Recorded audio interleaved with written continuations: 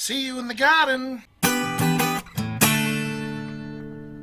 So this is the lemon tree.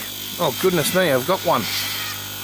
There we go, we'll pick that now, put it with the lines, doesn't matter, not to me. But it's really sick. It's actually got more leaves on it than I ever imagined. But you can see what it's like down here, and the reason that I've let it go like this is because of this tree that's directly behind it. So it's quite large. If I can get up there, there we go. That's above my head. But it's all over my side of the fence. So that tree there is not good for anyone, let alone my next door neighbour. He's cleaning his garden up too. Beautiful.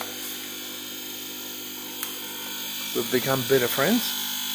And this big tree up here, forgive me for getting off subject, this big tree up here is just sucking all the goodness out of my lemon tree.